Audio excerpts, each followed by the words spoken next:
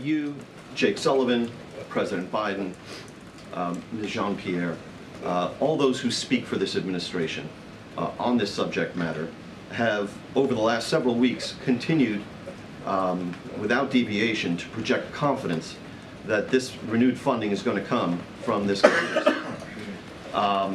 And you have issued those projections of confidence as the discernible support for Ukraine's funding has eroded almost day by day. And we're now in a position where not even a stopgap measure would include that funding.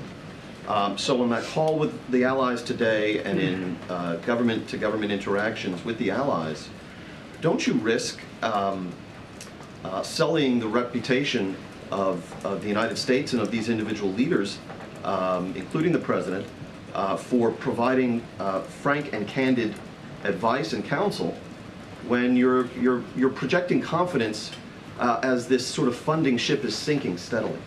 So I'd push back on your notion that there's a discernible erosion. There hasn't been. I've been answering questions up here now for almost an hour, telling you that we're confident in the conversations we're having with leadership in the House that support for Ukraine will continue, that the vast majority of Republicans in the House support this, not to mention Republicans in the Senate and, of course, all Democrats. So there's no discernible erosion. We have a small number of very vocal, extreme Republicans in the House that are pushing back on this, but they don't represent their caucus and they don't represent their leadership. And what would erode confidence in the United States would be for us to do Putin's bidding and to just roll over and stop supporting Ukraine. So for all of those who claim they're hawks on national security and they believe in a strong military and they want to make sure that America can meet its national security interests, if you believe that, you ought to be signing up for support for Ukraine, because you can tie a direct line to our national security interests